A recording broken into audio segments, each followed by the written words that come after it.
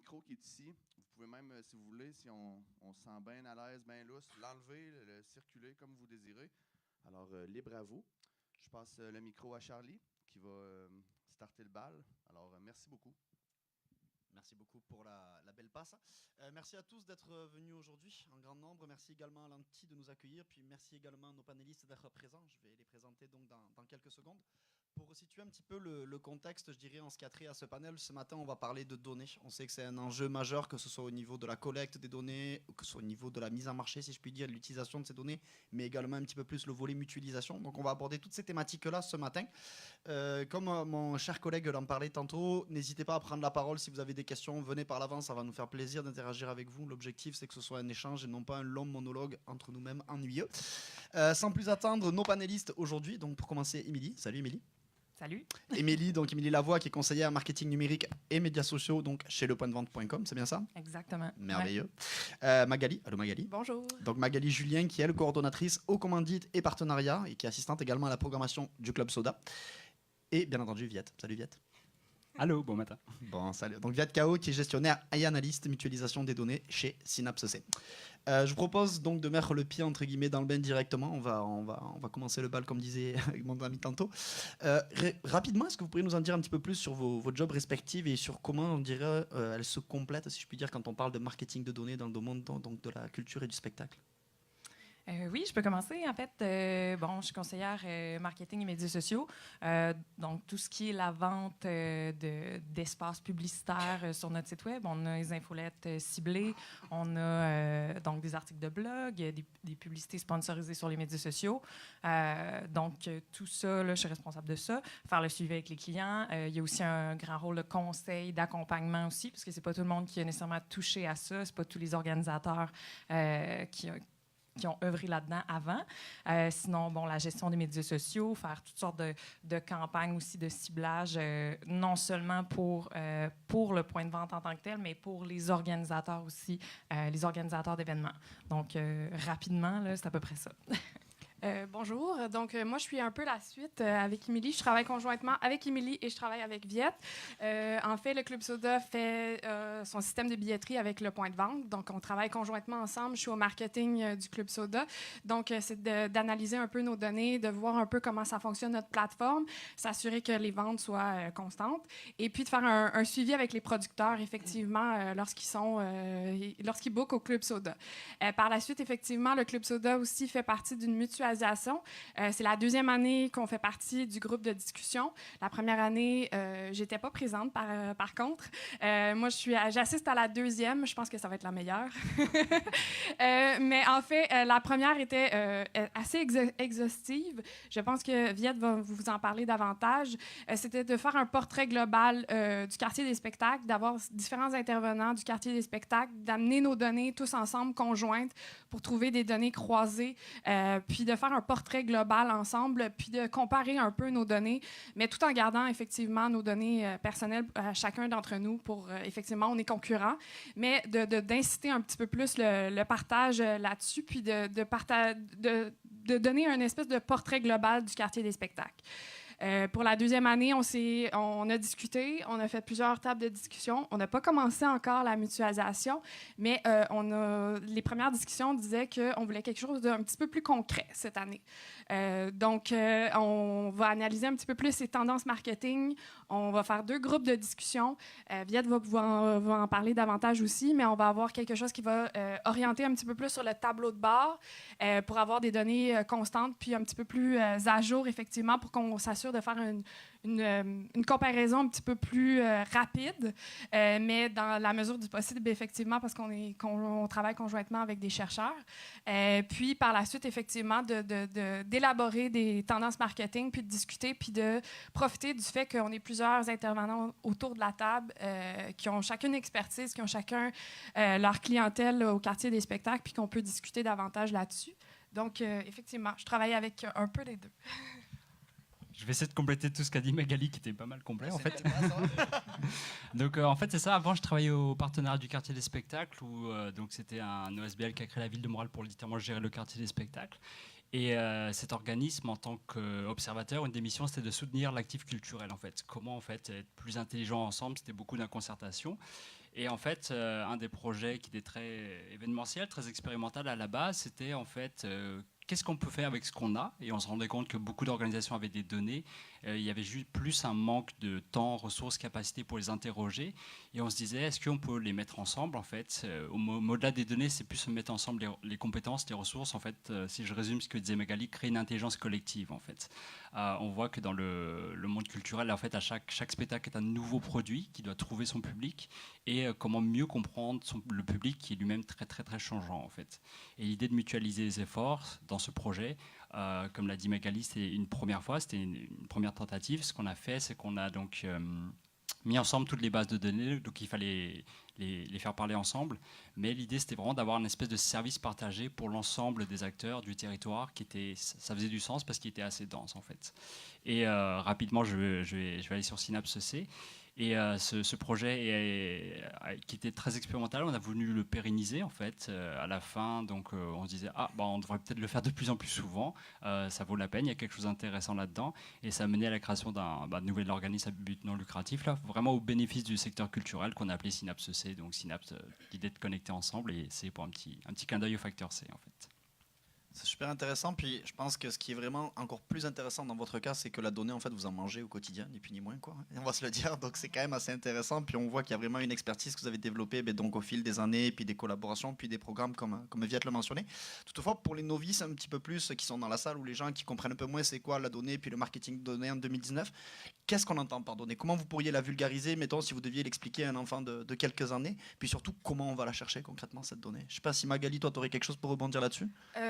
Peut-être, si on veut l'expliquer rapidement, je vais utiliser l'exemple du Club Soda parce que c'est super large la donnée, donc quelque chose de très simple. En fait, la donnée pour nous au Club Soda, c'est bien entendu avec le point de vente, donc d'aller chercher toutes les données transactionnelles de nos clients, d'aller vérifier les tendances, puis de voir aussi juste tout le processus, la courbe de vente effectivement, puis la finalité effectivement par la suite, lorsque un spectacle est présent, la finalité des résultats par la suite, parce qu'effectivement, oui, on a des données au préalable à l'avance pour effectivement teinter nos stratégies de promotion. Mais par la suite aussi, on a de plus en plus de données en temps réel de savoir la validation d'étiquettes, les scanners, combien de gens sont rentrés dans la salle de spectacle. Parce qu'effectivement, oui, de notre côté, on a des spectacles payants, mais par moment, des fois, on a des spectacles gratuits. Donc, effectivement, c'est de mesurer tout ça. Donc, le point de vente est vraiment... je vais faire la promotion du point de vente. Donc, le point de vente est vraiment notre outil de données premier dans notre cas. Par la suite, effectivement, on est en 2019, il faut parler des réseaux sociaux. Les données des réseaux sociaux dans notre promotion en tant que telle pour parler de nos spectacles et faire notre publicité aussi 2.0, comment faire la promotion de nos spectacles, puis de s'assurer de se battre un peu contre les algorithmes. Et par la suite, effectivement, il faut parler aussi, parce que je suis un peu sensibilisée, moi je proviens du milieu des maisons de disques avec Believe, donc la découvrabilité, effectivement, c'est un autre point. Les gens découvrent les artistes par les plateformes maintenant numériques aujourd'hui, donc c'est d'aller creuser aussi par rapport à ces plateformes-là, puis de s'assurer que la communication se fasse bien et que les hyperliens soient là et que la personne peut se diriger rapidement vers la transaction d'un billet de spectacle chez nous dans notre cas. Et par la suite, effectivement, aussi les données, parce que dans notre cas, on travaille avec des producteurs. Donc, oui, on a nos données à nous du Club Soda avec le point de vente, avec nos réseaux sociaux. Mais effectivement, lorsqu'on travaille conjointement avec des producteurs, je pense qu'on va parler davantage de mutualisation, de partage au fil de la discussion. Puis je pense que on est rendu à ce point-là. Effectivement, il y a un peu tout le monde a ses données. Effectivement, on voulait garder un fort chacun de nos données, mais j'ai l'impression qu'il va falloir davantage partager la mise en marché de nos artistes, la mise en marché des disques aussi a changé. Les plateformes sont bien présentes, donc s'assurer qu'il y a un partage, il y a une belle communication, puis s'assurer que ces gens-là qui ont des données, qui travaillent conjointement avec nous, puissent nous les partager, puis qu'on puisse travailler intelligemment ensemble et qu'on fasse une mutualisation ou un beau partage pour réussir à une stratégie commune ensemble. À ce point de mutualisation, je pense que c'est très intéressant. Est-ce que vous, dans la salle, c'est un enjeu que vous rencontrez présentement dans votre quotidien ou c'est quelque chose encore un petit peu d'abstrait, à main levée rapidement? Ça reste quelque chose d'abstrait. Ok, une personne, deux personnes. Les autres, vous êtes venus pour le café, en fait, c'est ça. J'aimerais rebondir sur ce que tu disais par rapport à la notion un petit peu donc, de données. Moi, il y a un concept que je trouve très important. Tu parlais de réseaux sociaux, puis je pense que Émilie va prendre la balle au bon. C'est plus au niveau de la transparence des données. On sait qu'il y a vraiment de gros enjeux suite à différents scandales, comme le scandale Cambridge Analytica qu'il y a eu par exemple sur Facebook, qui a entre guillemets permis de voir de bonnes choses émerger. Donc récemment, avec, si je puis dire, la transparence des listes qui sont importées dans le Business Manager pour faire de la publicité. Donc on sait en fait comment on est ciblé par le biais des publicités, ce qui n'était pas forcément le cas avant. Est-ce que vous auriez des points à apporter justement entre transparence de données et respect de la vie privée justement du consommateur? Comment vous faites pour gérer ça, surtout quand il y a de la mutualisation qui se fait? Balle au bon, qui veut? Ouais, je vais revenir un petit peu sur la question précédente et sur celle-là. En termes de données, il y a données et données. Hein. C'est sûr qu'il y a les données de l'offre. Tout simplement, Magali en a parlé, c'est tout ce qui est découvrabilité. Là. C'est tout ce qui est un peu public et accessible à n'importe qui. Il y a des données plus d'usage, donc d'usage associé à l'offre. Effectivement, comme disait également Magali, c'est peut-être intéressant de savoir, dans mon rapport annuel, de dire j'ai fait tant de spectacles cette année, c'était plus qu'année dernière et tout, mais est-ce que j'ai eu plus de spectateurs? Est-ce que ma base a grandi ou pas? Est-ce que j'ai eu autant de personnes que l'année dernière, c'est les mêmes ou c'est des nouveaux? Enfin, on peut qualifier cette donnée, les rendre un peu plus descriptives. Et enfin, donc, effectivement, il y a le côté renseignement personnel. Dans l'analyse de données ou même la mutualisation, ça peut se faire à tous ces différents niveaux en fait. Si on parle juste de mutualiser l'offre, par exemple, c'est quelque part de la rendre plus découvrable, un peu le calendrier unique, le guichet unique là, de savoir peut-être que, je sais pas moi, demain il y a 80 spectacles à Québec versus le samedi là. C'est des choses où au moins on peut se rendre compte qu'il y a peut-être potentiellement une saturation ou avoir des attentes plus réalistes, plus achalandées que d'autres. Au niveau de la mutualisation un peu plus fine, là, je pense que vous n'êtes tous pas familiers avec le concept de persona. Là. Souvent, ce qu'on veut, on veut juste en fait comparer les choses d'une certaine façon. Donc, il faut juste créer un langage commun ou des descripteurs communs sur lesquels on peut s'attacher. Est-ce que tu pourrais préciser un petit peu plus justement qu'est-ce que c'est un persona de clientèle justement? Ouais.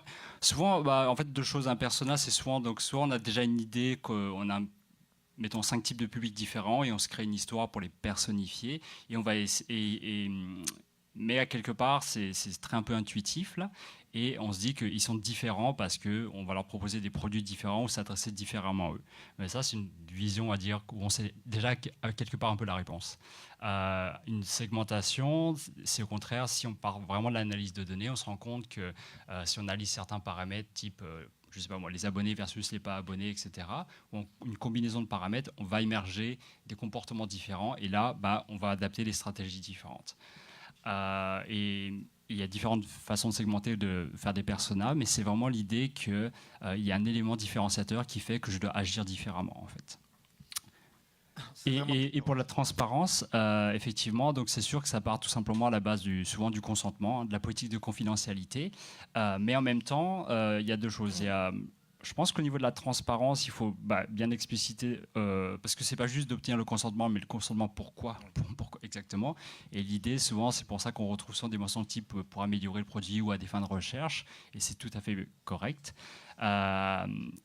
Mais en même temps, on ne peut pas être trop précis non plus parce que des fois, on ne sait pas exactement qu'est-ce qu'on veut faire. Il faut juste être assez informatif pour que la personne soit au courant, entre guillemets, là, et consente de manière éclairée à ce que la donnée, qui à la base, mettons, peut servir à la transaction, mais puisse servir à d'autres choses.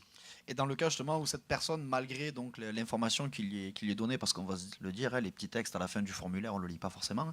Quand on reçoit des plaintes, comment on gère cette plainte? Je pense peut-être plus à Émilie. Toi, tu as peut-être plus été confrontée à ce genre de choses par le biais du point de vente? Oui, c'est sûr que la communication, c'est toujours le mieux, là, de bien communiquer qu'est-ce qui va être fait avec la donnée, etc. Puis je pense au-delà de ça, c'est de se doter aussi d'un espèce de code de conduite morale, au-delà de tout ce qui est législatif, puis de la réglementation, puis des politiques, etc. C'est, là, si je vois que j'ai envoyé 3 infolettes d'heavy metal dans 2 semaines, dans sensiblement la même région, là, t'as peu, moi, je me fais un calendrier, je vois quels événements dans quel coin sortent, puis ils vont être faits, puis quelles offensives marketing sont en train d'être faites. Puis après ça, c'est de se gager un peu, puis de d'y aller avec le gros bon sens, de faire comme, OK, j'en ai peut-être beaucoup, ça va tanner les gens. On essaie de pas trop être intrusif. Donc, il y a la politique, il y a avoir un code de conduite qui est intéressant aussi. Comme Viette l'a dit, avoir le consentement, c'est toujours mieux. Mais vraiment, tu sais, garder en tête, se mettre dans la peau de l'utilisateur, je pense que c'est essentiel là, pour pas gosser. Oui, faire preuve d'empathie, en fait. Ouais, faire preuve d'empathie. Ouais.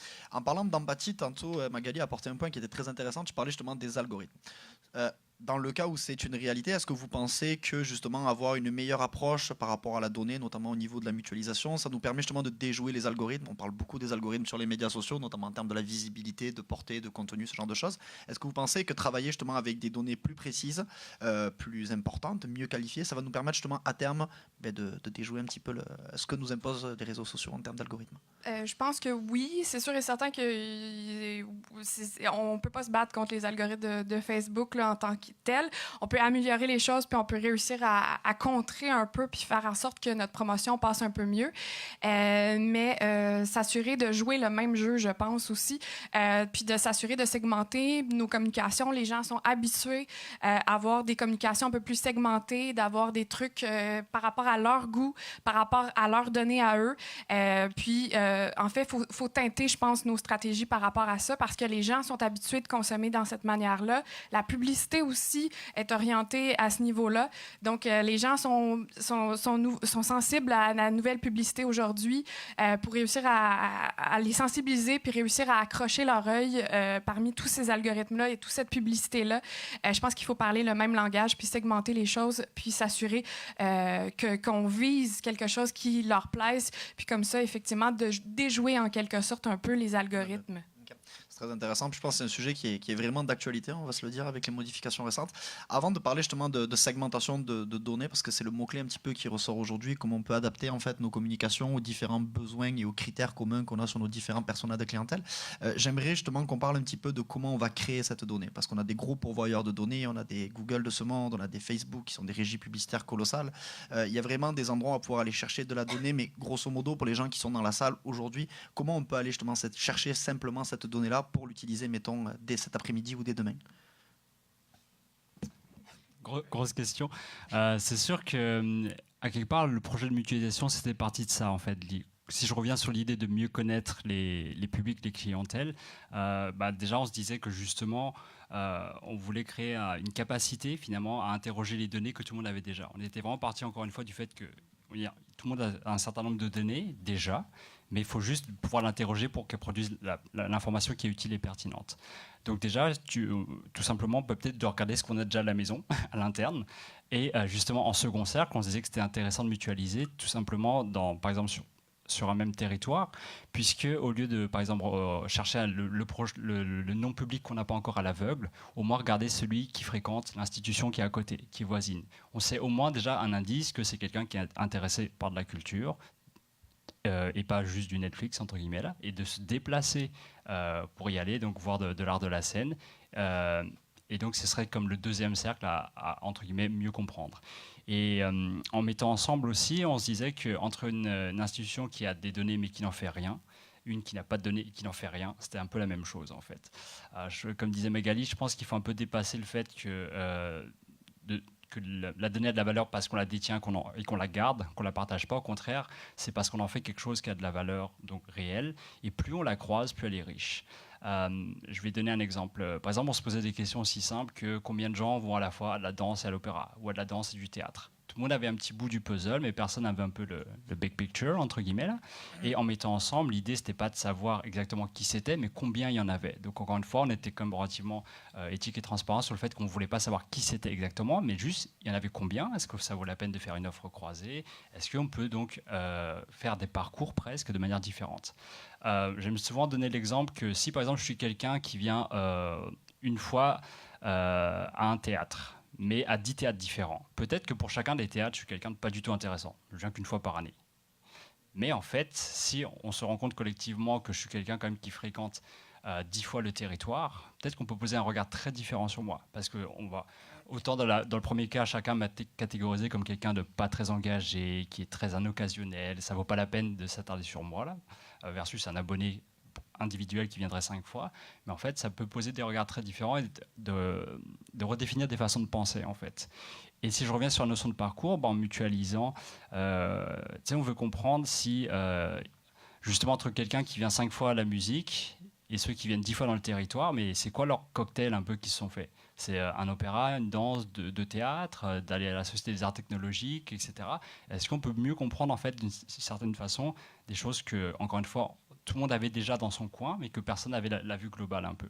Et c'est un peu ce genre de parcours, de questionnement qu'on voulait comprendre pour être plus pertinent d'une certaine façon. L'idée, comme parlait Émilie, c'est oui, il y a le côté légal, après le côté éthique, donc d'être respectueux de qu'est-ce qu'on fait des données des gens, parce qu'à la base, ça reste leurs données, ils nous les confient, mais également comment juste avoir la meilleure utilisation possible, être pertinent. Si par exemple chacun de vous, en tant que spectateur, citoyen, vous donniez à chaque organisation seulement 3 fois la chance de leur communiquer quelque chose, comment vous utiliserez ces 3 chances, entre guillemets? Parce qu'à un moment donné, à la 4e, ils se désabonnent pour toujours, là, et puis le coût de réacquisition est énorme après. Donc, grosso modo, seul on va plus vite, mais ensemble on va plus loin. C'est ça un petit peu que tu es en train de dire par le biais donc, de la mutualisation des données. Je voulais pas mettre ce point très cliché, mais tu l'as dit à ma place. C'est le côté français, ça, sûrement. Mais j'aimerais beaucoup qu'on parle un petit peu justement dans le cadre de Synapse.cc, comment ça se matérialise concrètement cette mutualisation des données. Par exemple, mettons, il y aurait la SDC Saint-Roch qui voudrait faire un projet pilote avec donc, les salles de spectacle sur la rue Saint-Joseph et les organisations justement dans le domaine culturel dans la rue Saint-Joseph. Il y a vraiment différents types d'acteurs, il y a des salles de théâtre, il y a des salles de concert, bref, des musées, il y a vraiment beaucoup de choses. Comment, mettons, la mise en place d'un tel projet, ça se développerait? Quels seraient les impacts pour, mettons, un membre de la SDC qui voudrait prendre part à ce projet? Alors, c'est sûr qu'on avait acquis un peu d'expérience, comme je le disais, donc c'était un projet à la base au quartier des spectacles, mais maintenant, donc, avec Synapse.cc, on accompagne ce qu'on appelle des groupes de mutualisation. En fait, un groupe, pour nous, c'est juste en fait, un ensemble d'acteurs qui a un intérêt à se mettre ensemble, souvent donc, soit par territoire, parce qu'on partage les mêmes publics d'une certaine façon, soit par discipline, parce qu'il y a peut-être des contraintes très propres à une discipline. Je veux aussi juste faire la petite mention de sortir un peu de l'art de la scène, là, que aussi on a des projets qui se passent dans d'autres secteur culturel parce qu'on pense qu'il y a de quoi s'inspirer. Rapidement, par exemple, au cinéma, on voit qu'il y a les chiffres du box-office chaque semaine. Là. On voit que c'est presque devenu un petit rendez-vous dans le journal, ou etc. Les gens comprennent les chiffres et ils se disent « Ah, ça les oriente déjà dans leur choix de est-ce que je vais retourner au cinéma ou pas ?» Donc on pense qu'il y a certaines choses qui existent déjà dans d'autres industries culturelles. C'est déjà le même secteur pourtant et on pourrait s'inspirer.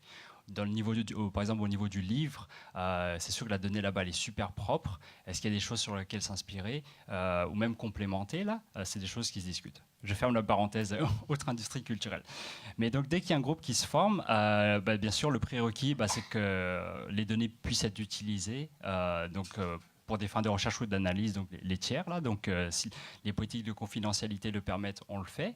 Et si elles ne le permettaient pas, au contraire, c'est peut-être la bonne occasion pour les mettre à jour, en fait. Moi, je le vois plus comme une occasion d'être transparent, de rejoindre sa clientèle, de dire, au fait, on met à jour notre politique de données, on veut construire une relation avec vous.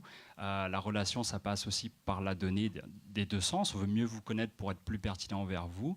À quelque part, c'est vrai que finalement, des fois, certains spectacles sont presque un peu à sens unique dans le sens que on vient, on se présente, il y a une transaction, puis c'est presque un peu déshumanisé d'une certaine façon, très transactionnel. Comment établir une relation? Je pense qu'on peut le tourner vraiment comme on essaie de mieux vous connaître et d'être plus pertinent cette fois-là et la prochaine fois. Ça, c'est le côté prérequis. Après, nous, encore une fois, on est plus le tiers, l'opérateur pour la partie technique, toujours le côté service partagé d'analyse de données, mais c'est vraiment le groupe qui décide, qui co-construit ensemble qu'est-ce qu'ils veulent faire. Ils alignent leurs intérêts, qu'est-ce qu'on veut mieux comprendre ensemble collectivement. À la limite, au contraire, on peut se dire vers quel terrain on ne veut surtout pas aller. Par exemple, on ne veut pas trop analyser le côté performance, on veut juste plus comprendre, je ne sais pas moi, le canal d'achat le plus utilisé. Est-ce qu'on a peur des performances, tu penses? Est-ce que les gens ont peur justement de se retrouver un petit peu face à cette réalité des chiffres, qu'elle soit humaine ou déshumanisée, ça c'est pas la question, mais vraiment la notion de performance en tant que telle, est-ce que tu penses qu'elle peut effrayer? C'est sûr qu'on va dire que si on prend l'adage que la donnée ne ment pas, des fois, ça peut faire mal, entre guillemets. Mais après, il faut aussi prendre ça avec des pincettes. Des fois, c'est parce que juste aussi la donnée était incomplète, en fait. Et juste déjà de se rendre compte, souvent, c'est le premier résultat, c'est juste de se rendre compte, dans ma base de données clientèle, entre guillemets, il me manque combien de codes postaux, entre guillemets. C'est bête, mais le code postal, c'est pas une donnée personnelle toute seule. C'est le code postal et le prénom ou autre chose qui devient personnel. C'est pour ça que d'ailleurs les données du recensement, c'est sur les caractères du code postal. Les 3 premiers caractères, c'est statistiquement assez fiable pour qu'on puisse pas retrouver les gens là, mais assez représentatif. Mais par exemple, de juste savoir ça, ou juste de savoir tout simplement, est-ce que par rapport à l'année dernière, ma base elle a grandi, elle a rétréci, c'est des choses qui sont des fois assez simples, mais déjà juste de prendre le miroir, de se rendre compte où ça en est, ça permet juste d'établir une référence, et après à partir de là, on peut juste s'améliorer tout simplement. Mais ça pour dire que le groupe décide de ce qu'ils veulent faire ensemble, collectivement. Donc ça nous donne des orientations de nous pour après quoi regarder dans les données, là, parce qu'il y a beaucoup de richesse. Là, on peut aller dans tous les sens. C'est le fun de mon côté, mais je ne peux pas aller dans tous les sens tout le temps. Et après, à partir de là, vraiment, on établit une gouvernance, en fait. Justement, on regarde, vu ce qu'on veut faire, ça implique quelles données, en fait. Et là, on est quand même dans une certaine forme de prudence et de transparence aussi, parce qu'on va regarder sur le principe du minimum nécessaire, juste les données que ça implique. Encore une fois, je veux défaire l'idée que mutualiser les données, ce n'est pas toutes les données de l'organisation. Là, on ne parle pas des financières, des données des employés ou des donateurs. Là. C'est vraiment, ça dépend du type de projet qu'on veut faire. Puis je pense que c'est important également de dire que mutualiser de la donnée, ça ne veut peut-être pas dire partager directement à son concurrent les informations sur sa base de données client. C'est vraiment les mettre ensemble pour ensuite dégager, si je puis dire, des statistiques ou des orientations beaucoup plus globales. Tout à fait. Et pareil, justement, des fois, si on parle de big data ou d'autres choses, là, l'idée, c'était que peut-être que tout seul, on a l'impression qu'on n'en a pas beaucoup, mais en fait, collectivement, on en a beaucoup. Par exemple, je vais juste donner un exemple d'un truc qu'on rêve de faire. Mettons que, justement, au quartier des spectacles, il y a un problème d'accessibilité. Le problème, c'est dans l'expérience de venir au spectacle, c'est de venir, repartir, le trafic, ça peut paraître potentiellement compliqué. Et pourtant, on sait que quand il y a une game des Canadiens, il y a un service de la STM qui est mis en place pour faciliter toute cette expérience-là. Peut-être que le Club Soda, tout seul, d'aller cogner à la porte de la STM, c'est compliqué, puis ils vont se dire, bon, on va pas le faire juste pour vous. Alors que si on met ensemble toutes les salles du quartier des spectacles, et je ne parle même pas des festivals sur les places publiques, c'est plus gros que le Centre Bell pourtant. Et là, on voit la force un peu collective que si on met les données ensemble et qu'on est sur une assise documentée, peut-être que ça devient intéressant de dire si je peux regarder l'affluence que ça a, peut-être sortir 5 dates dans l'été ou les 5 soirs que je pense qui seront les plus achalandés, limite faire de la prédiction et aller voir la STM et dire hey, là ça vaudrait la peine de faire un service, ce serait bon pour l'expérience du spectateur, pour le citoyen, pour même les conducteurs. Là on voit un peu le côté aussi collectif mais supporté par les données qui permet de faire des choses que individuellement on n'aurait peut-être pas pu faire. C'est vraiment très intéressant, puis j'aime beaucoup cette approche macro qui permet en fait de se regrouper tous un petit peu sous la même bannière et d'avoir vraiment un pouvoir de lobbying qui est beaucoup plus fort auprès d'institutions. Tu parlais de la STM, je trouve que c'est très intéressant. À Québec, on a l'exemple du festival d'été, par exemple avec le RTC, qui met en place des navettes. Je pense que c'est vraiment quelque chose sur lequel il faut tendre dans le sens où au final, le bénéficiaire, c'est l'usager. Puis il faut que l'usager bénéficie de ça, et je pense que ça doit être la démarche commune à chacune des initiatives. Pour parler de notre cas concret, j'aimerais revenir sur ton cas, Magali. Concrètement, comment la mutualisation, comment les données justement permettent pour une salle de spectacle de se réinventer, d'être plus intelligente, d'avoir une approche beaucoup plus customer-centric, pardon pour l'anglicisme? C'est sûr que de notre côté, la segmentation, je pense que c'est un gros point central. On parlait avec le point de vente aussi pendant depuis mon séjour, depuis quelques jours que je suis arrivée ici, on parlait de commercialisation au niveau de la segmentation parce que nous, c'est un de nos gros défis au Club Soda. On a une énorme quantité de spectacles. Elle est très diversifiée. Puis il faut s'assurer de parler à tous ces publics-là. Donc, effectivement, de notre côté, les données vont être un beau levier pour comprendre chacun de ces publics puis s'assurer de les rejoindre le plus efficacement, puis de s'assurer de passer par les bons canaux.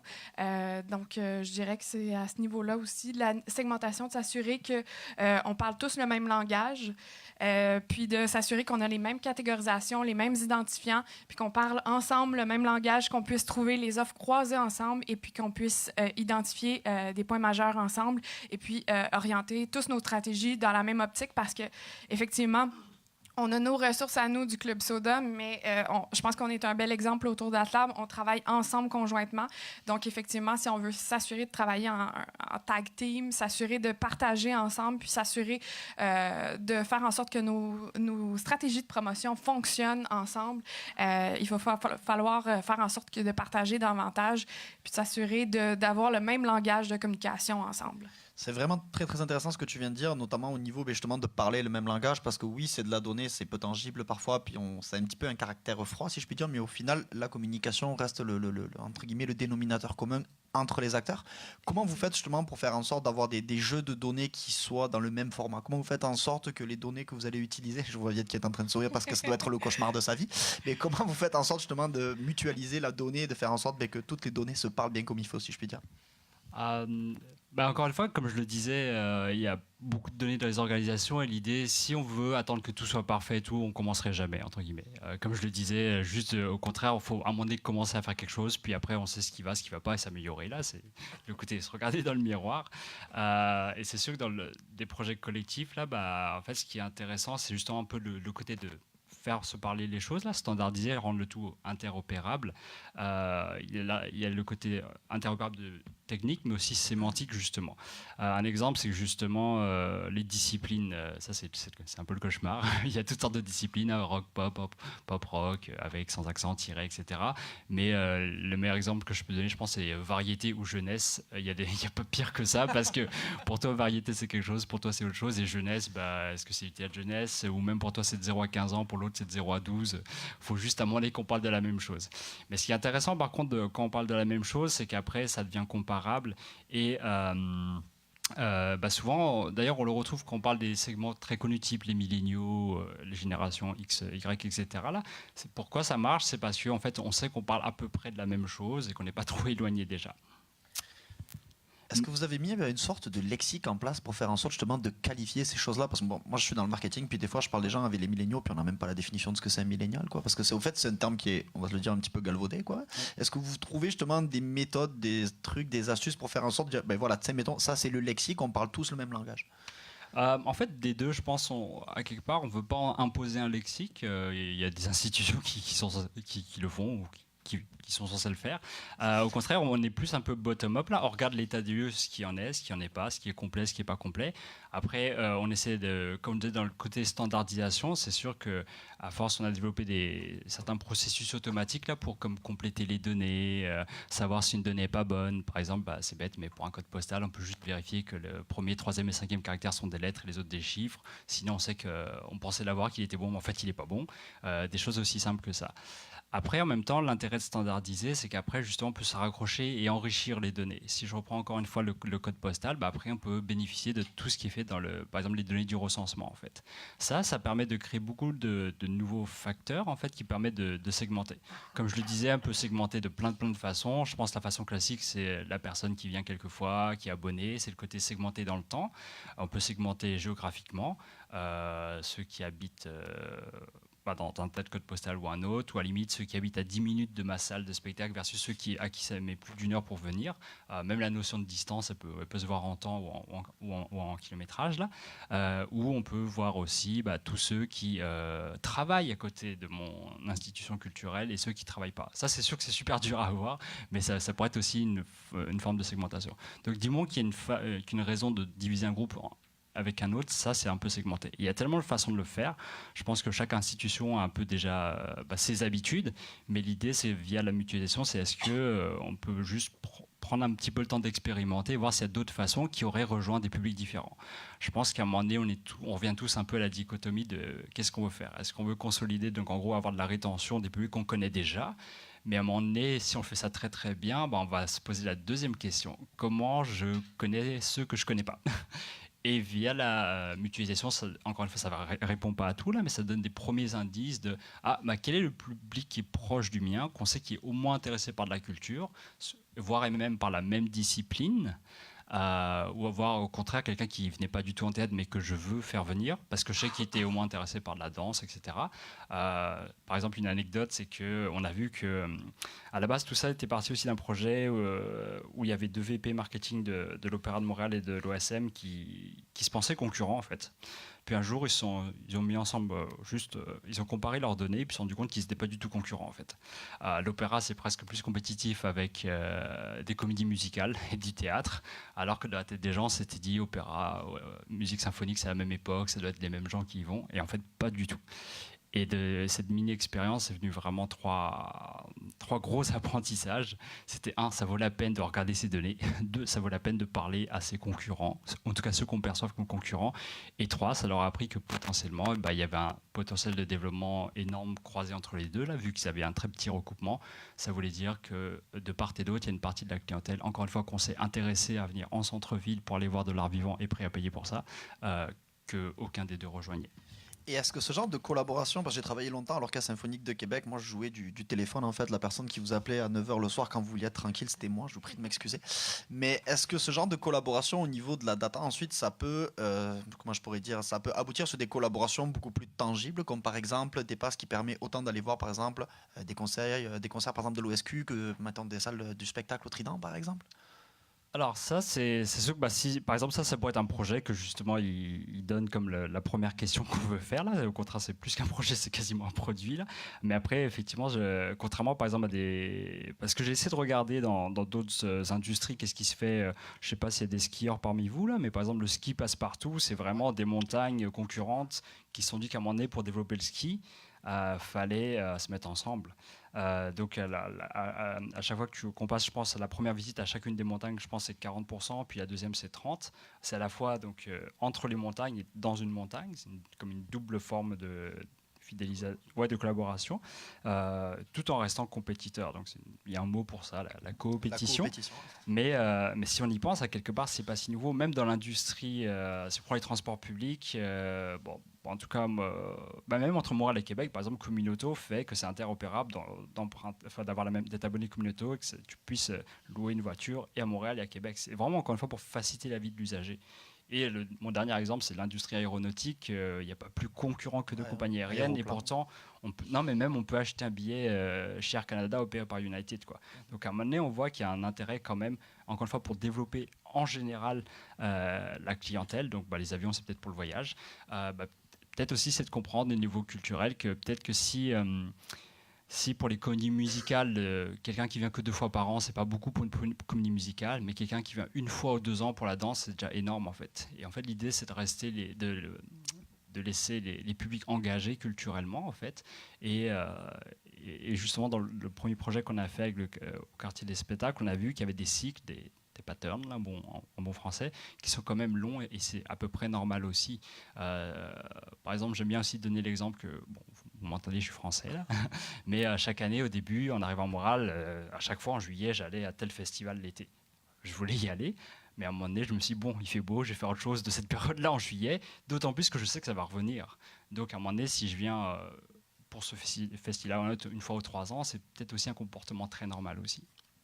Il y a un point que tu as amené que je trouve vraiment très intéressant. Je ne sais pas si vous êtes encore capable de le mesurer, mais tu semblais dire que concrètement, la coopétition, c'est le terme que tu as employé, bien qu'il soit galvaudé aussi, permet concrètement d'améliorer la satisfaction client. Et est-ce qu'on a réussi, ou est-ce que vous avez vu des tendances, quand tu parlais de pattern tantôt, qui montrent, si je puis dire, que cette coopétition, donc cette amélioration du service et de l'expérience pour le client final, fait en sorte d'améliorer, si je puis dire, le sentiment d'appartenance ou la fidélité du client par rapport à une des marques qui a participé à cette coopétition?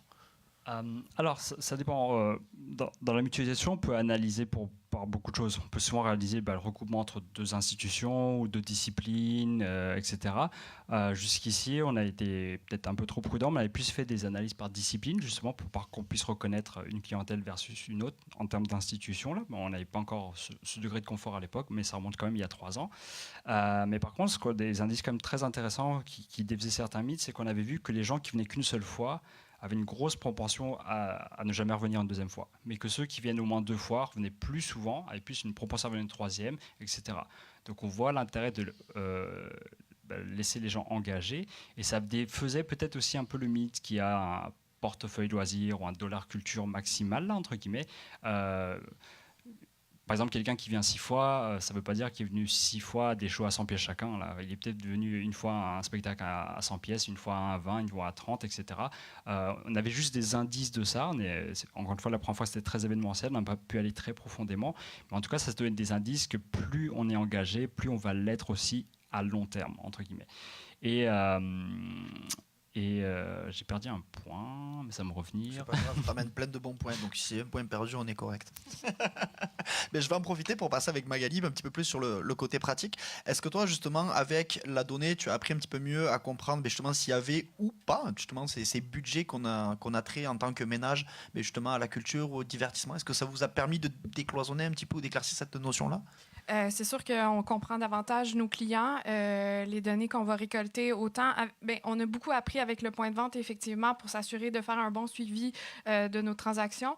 Mais on est en train d'apprendre énormément aussi avec la mutualisation, avec le fait d'être assis autour d'une table avec les différents intervenants, de comparer nos données, puis de vérifier effectivement ce qui se fait chez nous et ce qui se fait ailleurs aussi.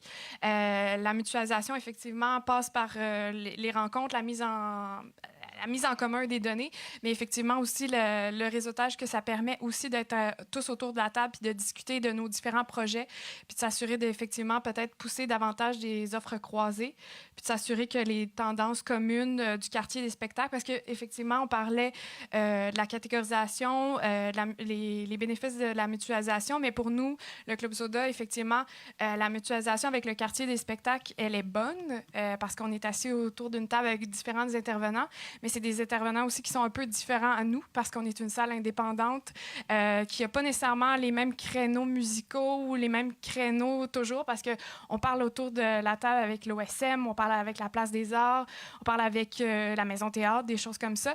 Donc, effectivement, ça nous donne un beau portrait, un beau mapping pour comprendre nos clients puis nos utilisateurs pour teinter nos stratégies. Mais il faut rester alerte de notre côté. Puis le fait d'apprendre constamment avec l'équipe du quartier des spectacles et de Synapsé, de comment ça fonctionne. On est encore dans les débuts de collecter les données puis les mettre en commun aussi au Québec. Donc, effectivement, ça nous permet de comprendre tout ça, d'avoir accès aussi à des chercheurs que l'équipe du quartier du spectacle nous donne accès. Donc, de comprendre tout ça, de rester alerte, puis effectivement, peut-être de lancer des perches davantage à d'autres salles indépendantes qui ne sont pas nécessairement dans le quartier des spectacles, mais qui pourraient peut-être davantage coller à nos créneaux, puis effectivement d'avoir récolter cette expertise-là, puis ces leviers-là, puis d'aller chercher tous les trucs, puis effectivement de peut-être diriger ou d'engendrer de nouvelles discussions à d'autres salles indépendantes à Montréal et peut-être à l'extérieur aussi, parce qu'effectivement, on fait face à une nouvelle réalité en 2019, puis c'est le numérique, puis il faut le comprendre davantage, puis la promotion passe par là, donc c'est mon avis. C'est un très bon avis. Puis je pense qu'aussi ça permet pour le consommateur final aussi de répondre de nouvelles façons, de développer des nouvelles offres, des nouveaux produits, peut-être même des nouvelles salles avec vraiment des, comment je pourrais dire, pour répondre à des besoins ou à des marchés de niche pour justement rehausser l'expérience globale que vous offrez justement par le biais du quartier des spectacles. Voilà. Puis aussi, en fait, mon poste, ça va être éventuellement, parce que je dis éventuellement parce que ça fait que quelques mois que je suis au Club Soda, mais de parler davantage avec des partenaires, avec des commanditaires. Donc, c'est de parler le même langage aussi avec des chargés de projet qui sont dans des institutions qui veulent peut-être effectivement appuyer davantage la culture, mais on parle de données maintenant aujourd'hui, donc s'assurer qu'on ait des beaux résultats, effectivement, de nos données quantitatives de nos résultats de spectacle, de nos ventes, mais s'assurer qu'effectivement, tout le long de la stratégie de promotion, puis de toute la collecte des données à travers tout le processus, ça devient quantitatif à nos arguments lorsqu'on parle avec des partenaires ou des commanditaires. Entendu. Juste réagir sur 2 points, parce que ça m'allume deux commentaires. C'est vrai que quand tu parles de nouvelles salles et autres, justement, des fois, juste parce qu'on avait mis ensemble toutes les données, on avait pu juste faire tout simplement une bête carte, là, entre guillemets, d'où viennent les gens, là, la provenance, et on voyait très très rapidement en fait un peu que par exemple l'ouest de l'île à Montréal venait pas. Après, comme j'aime souvent dire aussi, des fois l'analyse de données ça apporte plus de meilleures questions, mais ça n'apporte pas de réponse. Mais du coup, on s'est demandé est-ce que c'est un problème d'accessibilité, de langage, parce que c'est l'Ouest, c'est anglophone, la programmation est très francophone. À la limite, ça peut permettre effectivement de repérer des désert culturel, là, la limite, entre guillemets. Là. Et c'est encore une fois peut-être des indices qui peuvent aller où on peut se dire, justement, est-ce que encore une fois, je consolide les endroits d'où je sais que ma clientèle vient. Au contraire, je vais aller dans des endroits, que ce soit par publipostage ou autre chose, là, des endroits où je vois que les gens vivent très peu de ce coin-là. Côté producteur ou même éventuellement super big data de fou, on se disait aussi que justement des fois dans les industries tout au long de la chaîne, mais même dans différentes industries, ça pourrait être presque intéressant de se parler dans le sens, est-ce que par exemple, je sais pas moi, en partageant les cotes d'écoute radio par exemple, on peut se rendre compte, ok, pour tel artiste, il est plus écouté là ou là, à la limite après on va voir les salles ensemble et on fait quelque chose ensemble. Donc c'est là où on voit vraiment, donc je sais que ça paraît très stratosphérique là, mais c'est encore une fois des indices qui peuvent être pertinents d'avoir des relations d'affaires en fait, d'être complémentaires vraiment dans tout ça pour encore une fois être très pertinent, donc un peu la bonne offre au bon endroit au bon moment entre guillemets. Alors, c'est intéressant. Juste avant de rebondir sur Magali a dit et d'offrir la parole à Émilie, j'aimerais savoir s'il y en a quelques-uns dans la salle qui ont des questions, car comme je le disais, l'objectif, oui, venez-vous-en, mais attendez pas que je vous appelle, sinon on va pas y arriver. Ouais, bon, la prochaine fois, je vais vous mettre le siège à côté de moi, vous allez venir avec moi sur la scène. Bon Allô? Matin, Pierre-Luc, je suis producteur chez Comédia, puis gérant et producteur du groupe Karaté. J'aimerais vous entendre, on n'en parle pas depuis le début, mais sur la propriété de la dite donnée. Quand on fait un spectacle, la billetterie a accès à la donnée des gens qui vont voir mes artistes, la salle a accès à ça. Mais moi, si je ne suis pas producteur et diffuseur, je n'ai pas accès à cette donnée-là. Vous parlez de collaboration, de mutualisation de la donnée, mais pourtant, dans mon écosystème, puis dans celui probablement des collègues ici, il n'y a clairement pas cette volonté-là. Si je ne suis pas producteur et diffuseur, c'est-à-dire que je loue la salle et je produis le spectacle, là, j'ai la donnée, mais à partir du moment que je vends seulement mon spectacle à une salle, je n'ai jamais accès à cette donnée-là de gens qui viennent dans la salle pour voir mon artiste, mon spectacle. Donc, je serais curieux de vous entendre. Juste avant de vous laisser répondre, Émilie, je voudrais que tu m'excuses, je vais me faire voler ma question. Maintenant, vous pouvez répondre. Merci beaucoup. C'est certain, je pense que tu serais peut-être un petit peu plus en mesure de répondre à ça. Nous, c'est sûr, on a une politique de protection des données qui est accessible aux organisateurs du spectacle. Effectivement, les données sont là, sont disponibles, ne sont pas partagées aux autres organisateurs. Mais en tant que personne qui va vendre le spectacle, je ne sais pas si toi... C'est sûr qu'il y a un côté légal parce que nous, effectivement, on signe le contrat avec le producteur. Donc, c'est sûr que l'artiste qui aimerait avoir accès à des données, il faut passer par le producteur parce que niveau légalement, nous, de notre côté, l'entente a été faite avec le producteur, mais effectivement, je pense que ça va être de sensibiliser davantage les gens à partager davantage ces données-là, puis s'assurer de travailler conjointement ensemble, puis de pousser des actions dans cette optique-là. Puis je pense qu'effectivement, on tend vers ça. Mais remettez-vous, après un spectacle, tu achètes un spectacle, un hommage à Metallica au Club Soda. Le lendemain du spectacle, est-ce que le producteur reçoit cette liste-là à partir du moment que toi, tu as acheté le spectacle ou s'il le reçoit seulement s'il loue la salle puis il se produit chez vous? Le producteur reçoit effectivement une quantité de données. Nous, de notre côté, on a une espèce de tableau de bord qui est quantifié avec le point de vente. Donc, les données un peu démographiques de nos clients, la courbe de vente, effectivement. Puis, aussi, au niveau des données des courriels partagés, effectivement, sous autorisation, bien entendu, avec le client. Mais effectivement, on partage, puis on tend effectivement à davantage partager ces informations-là. Puis, je pense que je peux me prononcer, effectivement. On est en train de travailler davantage pour que les producteurs aient plus accès, justement, à notre plateforme pour pouvoir travailler conjointement, puis en temps réel dans la promotion de la vente de billets, puis de s'assurer qu'on travaille ensemble pour que les billets se vendent puis que la salle soit remplie au bout du compte. Merci. Je vais juste apporter 3 nuances. J'ai oublié ton nom, je suis désolé. Pierre-Luc, il y a 2 choses déjà. Tu as commencé ta question par la propriété, mais c'est pas tant l'enjeu, c'est juste d'avoir accès en fait. Donc la propriété, de toute façon, ça reste toujours celle du spectateur, du client. De toute façon, la salle, elle n'est pas propriétaire, elle a accès à une copie, là, on lui confie. Je veux juste défaire cette petite subtilité entre propriété et accès. Après, c'est certain que ça dépend de la relation contractuelle que vous avez tout au long de la chaîne aussi, là. Mais c'est pour ça aussi que justement, si le front-end, la première barrière, il y avait le consentement qui explicitait que ça peut être partagé aux organisateurs. Et à la limite, c'est encore plus transparent de dire qu'est-ce que tu entends par organisateur, juste à ça, mais aussi jusqu'au producteur, justement. Ça permettrait de plus de transparence, d'être plus éthique. Et enfin, je vais remettre un peu en question ta question, c'est qu'est-ce que tu veux vraiment accéder à la donnée ou à l'information qui est tirée de la donnée? Est-ce qu'entre guillemets, tu préfères qu'on te donne une grosse base de données aussi, ou tu as juste besoin de l'information que tu as besoin, qui est pertinente, qui est peut-être, comme ce qu'a dit Magali, plus l'état des ventes, etc. Tu n'as pas forcément besoin de savoir qui c'est, etc. Mais c'est pas mais c'est ça que je veux dire. Question, enfin, je veux dire, c'est parti pour le débat.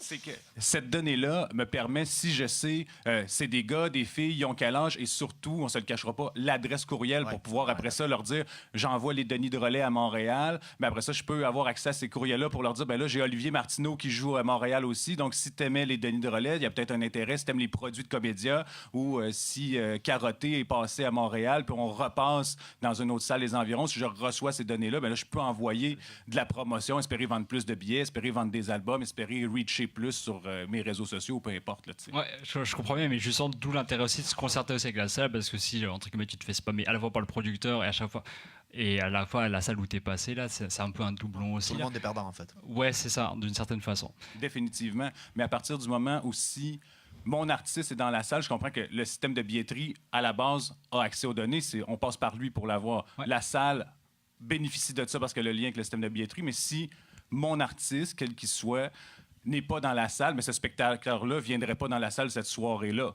Il se viendrait pour un autre soir pour voir d'autres choses, définitivement. Mais donc, je crois que s'il vient pour voir mes artistes à moi, j'ai autant accès à voir son courriel, ses données, que la salle, que la billetterie. Puis ce qui est dans le réseau, globalement, puis je parle autant des petits réseaux, des points avec ce que je fais avec Karaté, que dans les grandes scènes, on n'a pas ce partage-là. Il y a une chasse gardée. Ils sont prêts à mordre pour ne pas donner cette donnée-là. Je suis clairement d'accord avec toi. Et des fois, je veux aussi amener le point que des fois, même la salle n'a pas accès à la donnée. Des fois, la billetterie la garde juste pour elle-même aussi. Là. Le point de vente, c'est très bien. mais il faut aussi reconnaître que ce n'est pas toutes les billetteries qui sont comme ça aussi. Et c'est clair que c'est un combat en soi en tant que tel. Faire un peu de pouce là-dessus, parce que je pense des fois à des gens qui s'organisent dans le milieu alternatif. Exemple, Seb Collant avec sa Ligue Rock, qui lui a sorti une map récemment de tous les lieux de diffusion qui sont dans un créneau un peu plus rock. Donc, je crois que ce qu'il veut viser à un certain long terme, en tout cas de ma compréhension, c'est un partage aussi d'un paquet d'informations incluant cette donnée. Donc, si tu fais partie de ça, tu vas envoyer ton Ben à Rimouski, ben, en passant par la Ligue Rock, ben, en fait, tu as déjà accès à une donnée, je pense, dans un réseau de lieux de diffusion qui est partagé comme ça, en fait. C'est une petite interaction. C'est un bon point, oui, c'est un bon point. D'ailleurs, il y avait le monsieur avec le béret. Monsieur est français aussi. Hein? Alors, bonjour, je suis le monsieur avec le béret. J'organise... Moi, je suis diffuseur. Là. Récemment, on me challenge sur qu'est-ce que je suis vraiment. Je ne sais plus quel est le titre officiel, mais j'organise des shows.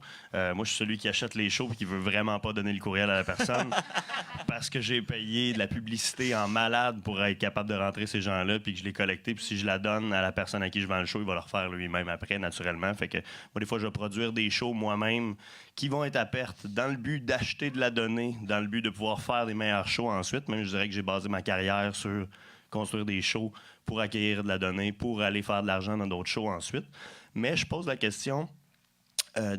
ma question n'est pas là, je veux juste le dire, étant donné que j'ai un micro dans les mains et que j'ai de la jasette. Comment qu'on fait? Est-ce qu'on a besoin de se protéger ou on n'a pas besoin de se protéger dans le cadre où on n'en parle que très peu, mais dans le quartier des spectacles, il y a des propriétaires de salles qui ont une salle, il y a des propriétaires de salles qui ont 9 salles, et que même si la donnée, on ne l'a pas, il y a des salles qui ont une personne dans leur salle pour gérer ça. Il y a beaucoup de salles qui n'auront jamais l'expertise pour même lire cette data-là, puis qui n'auront jamais même quelqu'un qui a commencé à faire des infolettres dans leur salle, qui vont donner leur data à des gens qui ont des équipes complètement solides. Moi, je suis vraiment pour, puis j'en ai besoin. Je sais que je vais être le dernier à être informé de toutes ces affaires-là, vu que je suis pas un propriétaire de salle, même si je fais venir énormément de gens dans ça, mais je suis pour quand même. Mais je pose la question, est-ce qu'on a besoin de se protéger, puis comment qu'on fait pour générer une égalité à travers ça? Parce que je comprends que ceux qui donnent plus de data ont des plus grosses équipes aussi. Mais c'est quoi votre take sur l'inégalité de cette data-là? C'est drôle que tu apportes le point, parce qu'encore une fois, pour la philosophie du projet à la base, c'était justement qu'on savait que tout le monde n'avait pas les capacités, c'était de créer, donc, encore une fois, l'idée de service partagé. Là. Et l'idée aussi, c'était d'asseoir dans le groupe toute une variété, parce que comme je l'ai dit, plus il y a de variété, plus l'analyse est riche et plus c'est intéressant. Mais c'est sûr qu'il y a différentes types de parties prenantes. Là, déjà, rien qu'au niveau légal, là, il y a du privé, des OSBL, des sociétés d'État. Il y a aussi différentes tailles, c'est sûr. Mais en fait, l'idée, c'est de créer quelque chose. Quand je parle du début du processus, on se met ensemble, on décide qu'est-ce qu'on veut faire ensemble. L'idée, c'est que tout le monde soit gagnant. Ça ne veut pas dire qu'on est tous gagnants qu'on a tous appris la même chose. Pour certains, ils vont plus confirmer des intuitions qu'ils ont, ou ça va complémenter des choses qu'ils savaient. Pour d'autres, au contraire, c'est juste d'apprendre quelque chose tout court parce qu'ils ne savaient rien, entre guillemets. Donc l'idée, c'est vraiment déjà d'être gagnant pour tout le monde à la base. Après, justement, pareil, dans cette idée de mutualisation, c'est qu'à la base, on voulait essayer d'un peu de réduire cette fracture, justement, parce qu'on se disait que, si je prends l'image, là, toutes les grandes entreprises ou même des secteurs qui feront plein d'analyses de données seront encore plus forts et ça va encore plus créer de disparités. On se disait que c'est bête, mais même dans un secteur culturel ou même un quartier ou autre, ça pouvait déjà se créer et on voulait au moins mettre tout le monde à table pour que deux choses. Il y a plein de choses, il y a plusieurs choses que tu apprends. Déjà, juste de savoir que ça existe, déjà, c'est mieux que le prix de l'ignorance, là, entre guillemets. La deuxième chose aussi, c'était juste aussi, comme disait Magali, tout ce qui est bonne pratique en fait. C'est sûr que justement, comme tu disais, plein d'organisations, des fois, c'est bête, mais d'avoir des données ou de les garder à jour, c'est vu comme un temps, un effort, etc. Mais si justement on peut démontrer que ça a une utilité, peut-être qu'il faut déjà un minimum s'intéresser à l'acquérir cette donnée, justement, ou se donner les moyens d'eux. Après, dans les pratiques, justement, le proverbe plus... Vas-y. Non, mais tout seul, on va vite, mais plus on va ensemble. Justement, s'il y a des bons coups, des mauvais coups, et qu'on peut les partager, c'est tout ça de temps économisé, là, ou des choses que tu ne savais pas à l'interne parce qu'il n'y a personne de dédié aux données dans une organisation, mais que si tu le sais, ça t'économise tout le temps de faire l'erreur pour l'apprendre, entre guillemets, quoi. Par exemple, justement, de mieux collecter, que s'il n'y avait qu'une donnée à collecter, à la limite, c'est même pas le nom, c'est juste le code postal. Là. Au moins, ça te permet de faire des analyses de provenance ou de relier aux données du recensement, de savoir que, par exemple, c'est bête, mais je prends l'exemple du balayage du billet, du scan du billet. À la base, ça a été fait pour que tu ne puisses pas imprimer deux PDF et être deux sur le même siège. Mais est-ce qu'on peut l'utiliser? Et en plus, c'est très cher, là. C'est pas tout le système compatible, puis il faut avoir les scanners et le personnel pour scanner. Mais on se disait que est-ce que ça peut être intéressant de voir après l'effet d'un billet de faveur. Tu distribues des billets de faveur, mais est-ce que les gens viennent vraiment? Ou même tu as vendu ton billet, mais est-ce que la personne est vraiment venue? C'est des choses où c'est des questions qu'on s'était posées, que les gens ont pas tout le monde n'a pas le luxe d'avoir le temps de se poser, mais qu'après, peut-être que si on voit que c'est intéressant, peut-être éventuellement, parce que les prix des scanners vont aussi peut-être baisser ou pas, là, on va se doter de ça aussi. Donc il y a aussi toute une amélioration continue à travers le temps. Est-ce que ça répond à votre question, monsieur avec le béret? Je dirais que ça répond dans l'aspect global. Ouais. Mais je me mets toujours la position, mettons, les catacombes versus Evenco, mettons à Montréal, où ce que oui, ça existe, le data. Je comprends que tout le monde est à l'endroit où ils sont rendus dans le data, mais j'ai l'impression que ça crée. C'est très correct, ça va. Est-ce que vous pourriez juste parler dans le micro, parce que si on développe, il faut que ce soit enregistré, parce que sinon je vais me faire taper sur les doigts. Que justement ça développe encore des plus grands fossés entre les plus petits et les plus gros. C'est l'avenir, c'est correct. C'est comme ça que dans beaucoup de dossiers, j'ai pas peur de cette chose-là. Je souhaite être le gros, mais d'un autre côté, je suis le petit, puis je me bats pas pour les petits, je me bats pour devenir le gros. Sauf que d'un autre côté, quand on y pense. Si les gros progressent rapidement et la comprennent rapidement, on vient de tasser totalement le petit qui, lui, dans 2 ans, va commencer à comprendre oui, les scanners. C'est juste où est-ce que j'ai les moyens de me le payer, mon premier scanner. Ou ces choses-là où en ce moment, on paye 40 $ la personne à la porte, puis s'il oublie de mettre des billets. Puis c'est correct, c'est normal, c'est le type d'entreprise, mais la différence entre les deux, je la vois encore comme étant... ça va à moyen terme tuer des petits, puis ça fait partie d'un écosystème très en santé que d'avoir des petits. C'est comme ça que je le vois. Peut-être que c'est... oui, c'est sûr que ça peut être dangereux, mais au contraire, moi, je le vois comme une force de, justement, se mobiliser davantage, puis de discuter davantage, puis d'être alerte par rapport aux données. Effectivement, c'est sûr qu'on fait face à une machine. Tu donnes un exemple d'Evenco, c'est sûr et certain, on fait face à cette machine du côté de l'indépendance ici au Club Soda, mais c'est sûr que si on est sensible sensible à ça, si on est alerte, si on fait partie de groupes de discussion, si on s'informe davantage, puis on fait en sorte que nos partenaires, puis nos collègues, nos pairs du milieu de l'indépendance s'informent davantage, puis soient un petit peu plus sensibles à ça, je pense qu'on peut contrer la chose, c'est sûr et certain, à un certain niveau, parce qu'effectivement, on fait face à une machine, mais je pense que plus on va s'informer davantage, plus on va réagir davantage, je pense qu'on peut peut-être trouver nos moyens créatifs à nous, qui seront peut-être différents de les leurs, mais qui seront aussi gagnants. Et juste avant de passer la parole à la dame qui tient un micro et qui risque de me le pitcher à la face si je ne donne pas la parole dans les 2 prochaines minutes, je pense que... Non, bon, ça va, c'est correct, merci beaucoup. Je pense qu'encore une fois, cette notion vraiment d'éducation, de sensibilisation, de partage de la connaissance, on la retrouve ici. Je veux dire, tu veux pas forcément, entre guillemets, aider d'autres petits à devenir grands, mais tu veux devenir grand, mais veux pas, c'est en partageant les connaissances entre les petits que chacun va devenir grand. Et je pense, peut-être que je suis dans un monde de licorne et idéaliste, mais... J'ajouterais juste aussi un point, c'est qu'à quelque part, la connaissance, tu l'as déjà. Par exemple, ta personne à la billetterie ou la personne à la porte, c'est elle qui connaît super bien les habitudes, les habitués et tout. Mais le jour où cette personne part, tu perds tout. Tu perds toute ta mémoire organisationnelle. Et l'idée, via les données, c'est de pouvoir un peu garder cette petite trace-là par recommencer à zéro. Un peu comme avant, j'imagine, quand tu passais d'un système de billetterie à un autre et que tu ne pouvais pas importer là, tu perdais toute ton historique, entre guillemets. Et c'est sûr qu'il y aura toujours des disparités et autres, là, mais c'était juste un peu des... C'est une stratégie parmi une autre pour essayer de les niveler. Encore une fois, on parlait de données, mais on parle surtout aussi de personnes. Là. Comment dire ? Encore une fois, si je reprends la personne de la billetterie qui a depuis 30 ans, ou toi, en tant que producteur, tu es allé dans plein de places, tu connais tes habitudes, tes habitués et tout, là. Mais le jour où, je sais pas, tu veux partir en vacances, t'as pas le temps de transmettre ça, le transfert se fait mal. C'est aussi pour pallier à ça aussi que pour une certaine forme de pérennité, là, encore une fois, ça vaut peut-être la peine de juste documenter certaines petites choses, entre guillemets. Là. C'est un peu chiant sur le moment, c'est comme la vaisselle. Là. Est-ce que tu as fait toujours, tu l'accumules et un jour, tu la feras jamais? C'est un peu ça l'idée. Superbe, merci beaucoup. Madame. En fait, moi, je revenais... désolé de vous ramener au producteur, parce que M. Aubéret s'est introduit.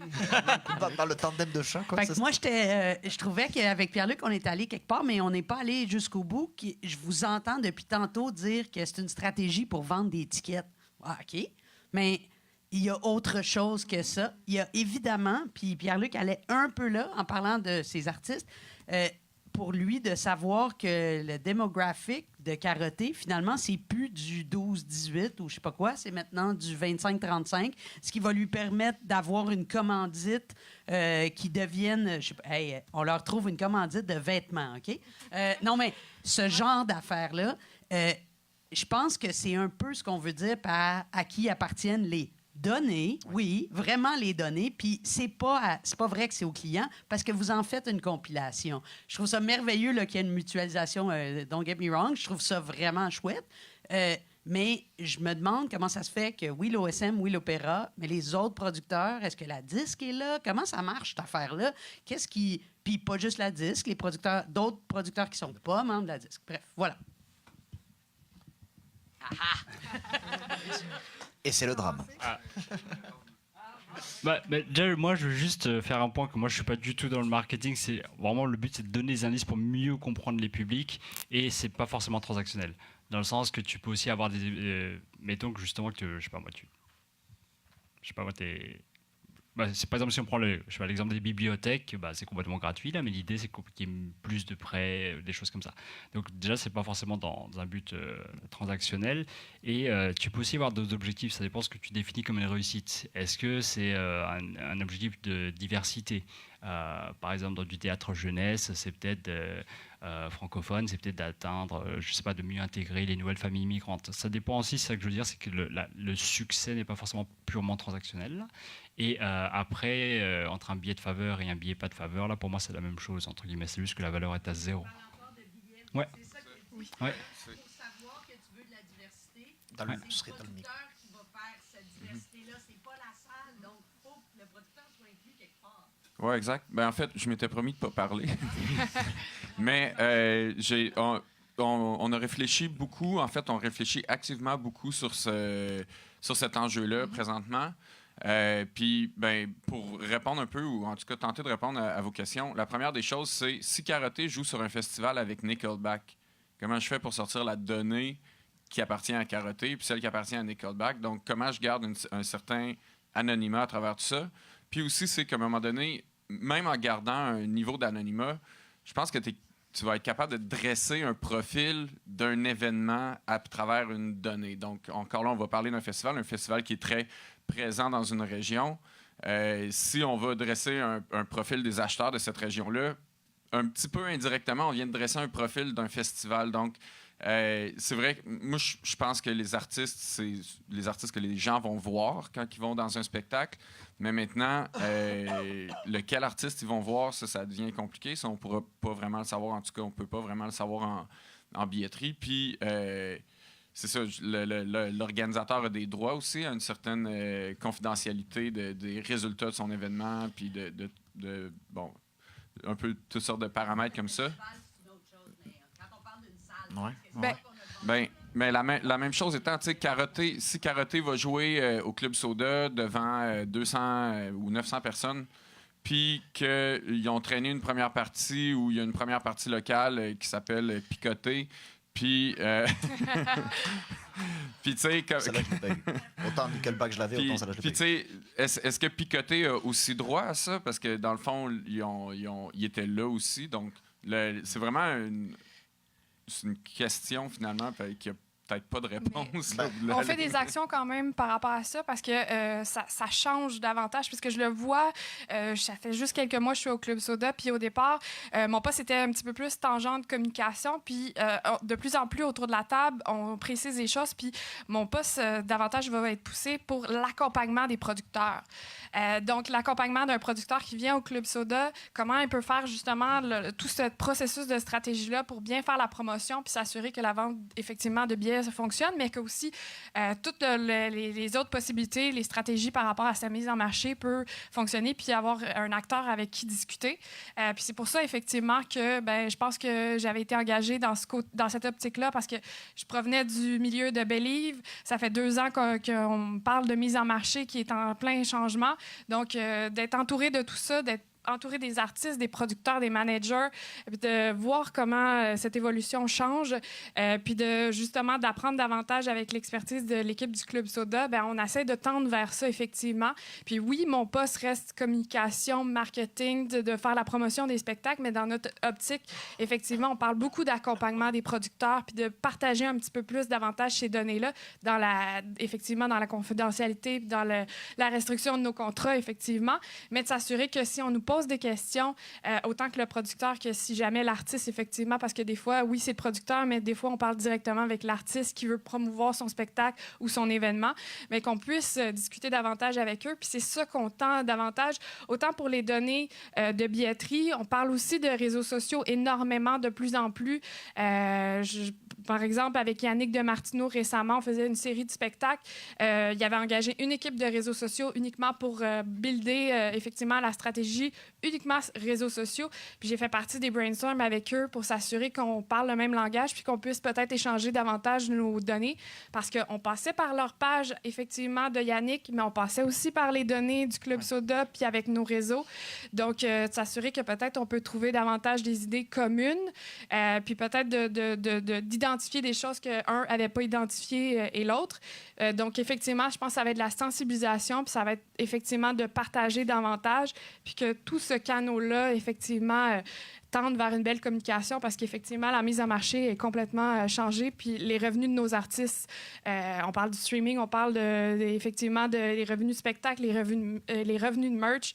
Bien, s'assurer que tout ça soit une belle communication puis que dans la mesure du possible, avec les codes d'éthique puis les codes légaux aussi, que ça soit respecté, mais qu'on communique davantage ensemble. Juste avant de passer la parole au monsieur avec les belles bottes, j'aimerais revenir sur ce que disait le monsieur avec la chemise en jean tantôt. Vous voyez, on est très dans la mode aujourd'hui, c'est super sympa. On parle, corrige-moi si je me trompe, mais tu me disais, par exemple, si dans un festival on a les Karaté, Nickelback, je savais même pas que Nickelback participait encore à des festivals, mais ça c'est un manque de culture vraiment probablement.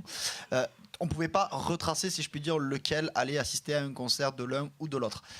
On a parlé de billets tantôt, maintenant on pourrait parler de tracing RFID, par exemple, les bracelets RFID comme produit Connect & Go. Est-ce que ce genre de solution-là et les données que cela procure, est-ce que ça permettrait de répondre à cet enjeu?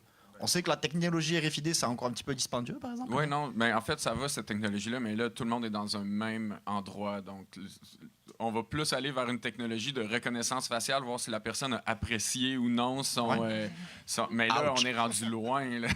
mais c'est ça. On est dans le même... C'est vrai, si j'ai des artistes dans des lieux différents, ben là, je sais que les gens sont allés voir un artiste en particulier. Mais tu peux mesurer les entrées et les sorties, je veux dire. Donc, si tu as ton show de telle heure à telle heure et un autre show de telle heure à telle heure dans la même place, si tu vois qu'il y a des gens qui rentrent et qui sortent, tu les scannes 2 fois au final? Oui, mais c'est pas vraiment la dynamique d'un spectacle. Okay. Donc, en général, là, donc c'est... Ça dépend si les toilettes sont à l'extérieur du site. Ça dépend si tu as des... Ouais, non, c'est bon, je comprends. Non, clairement, c'est un enjeu qui est super difficile, mais juste pour revenir sur le côté producteur, c'est sûr que pour les producteurs, c'est plus compliqué. Comme on disait, des fois, rien que pour une salle d'avoir accès aux données que la billetterie possède, c'est compliqué. C'est sûr qu'un producteur qui est dans différentes salles, c'est potentiellement aussi X billetterie. Et donc, c'est sûr, de convaincre tous ensemble, ça apporte une complexité supplémentaire. Mais c'est vrai que je comprends tout à fait que ça va être un point de vue très différent. Là, s'il y a une même production qui se balade à différents endroits, ça apporte une autre vue que la salle qui elle-même, plutôt, c'est quelle est ma clientèle qui vient mes différents spectacles. C'est d'autres enjeux, mais justement, on n'y est pas encore, mais peut-être qu'à travers le temps, justement, dans les relations, à quelque part, comme je le disais, le but, c'est d'être, pour les salles, d'être des meilleurs clients, d'exiger presque plus de leur billetterie, ou éventuellement aussi aux producteurs d'exiger plus de leur salle, qui en exigeront plus des billetteries. Là, c'est aussi un peu des effets rebonds, mais à quelque part, c'est sûr que si on n'avait pas formulé à la base qu'il y avait un besoin, c'est très dur de défaire et d'utiliser la donnée à tort et à travers aussi, entre guillemets. Monsieur Obelbot. Rapidement, Sébastien du CICHAC. Je voulais juste aller un petit peu dans la même direction qu'Yannick. Au niveau festival, effectivement, on a des groupes qui vont venir. C'est un petit peu difficile de savoir la clientèle ou, je pourrais dire, les billets sont vendus par qui et pour qui pour ce festival-là, étant donné que différents artistes de différentes scènes peuvent être là. Puis je pense que ça peut être la même chose pour différentes salles. Dans l'idée qu'on voit que pour notre part, une salle en région comme le CICHAC, on a un public qui peut être venir voir Karaté et le lendemain, il va venir voir Fred Fortin, qui sont 2 publics complètement différents à Montréal, mais qu'à Saint-Anne-des-Monts, le public peut être assez semblable. Donc, à partir de là, savoir vraiment c'est quoi le public qui est là, est-ce que la donnée va être si bonne que ça pour le producteur en soi?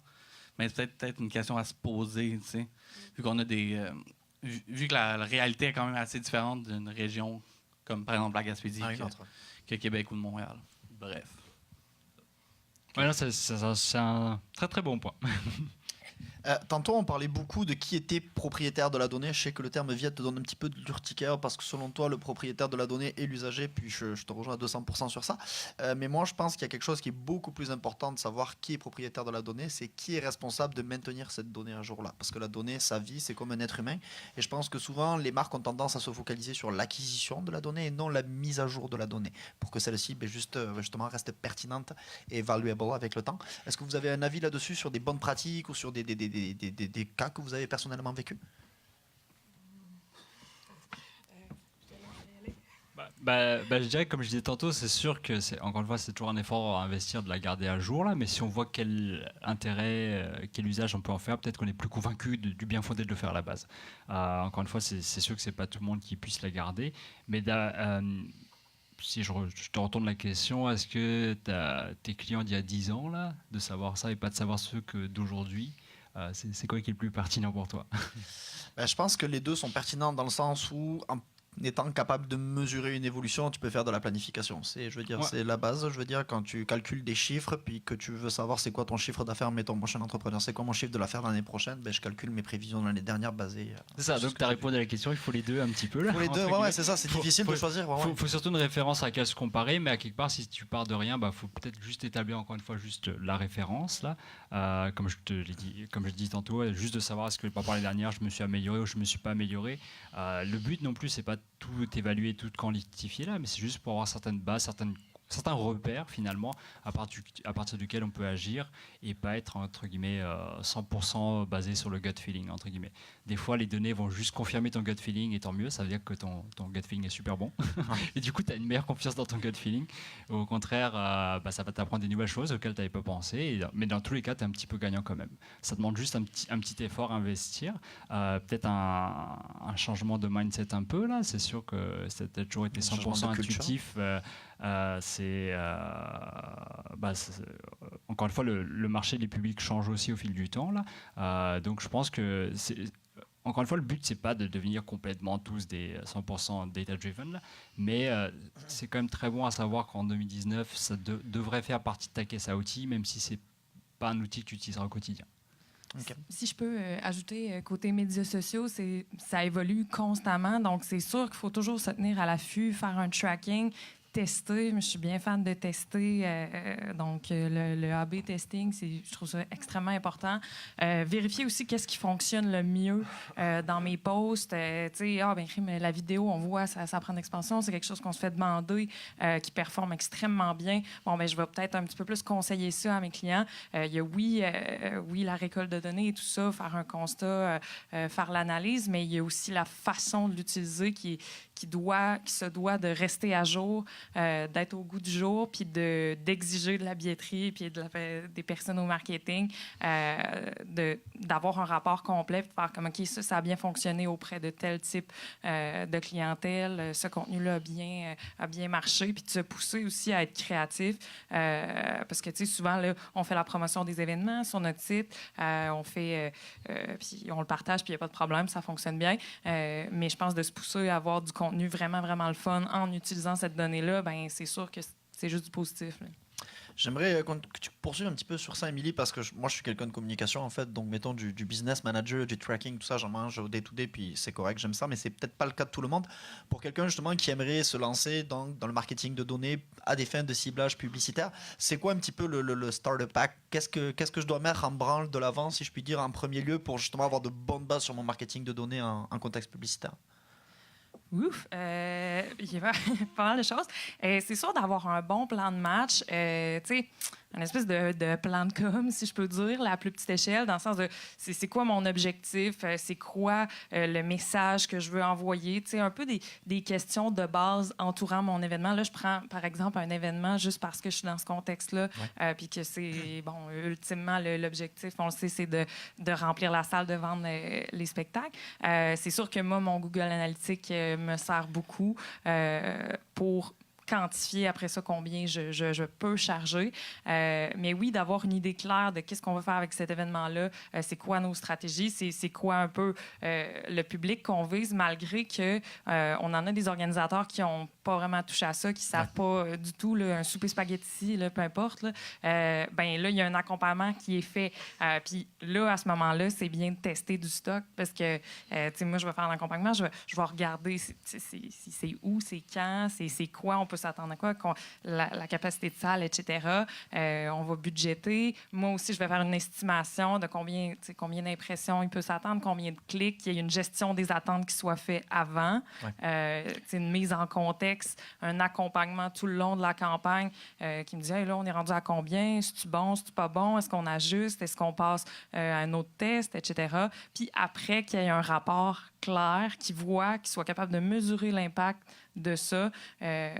Donc, je pense que c'est ça qui est pertinent, d'avoir un accompagnement avant, pendant, après, puis de savoir exactement est-ce que cet accompagnement-là, cette campagne marketing-là, elle a suivi un peu mon plan de com, mon plan entourant l'événement que je m'étais fixé.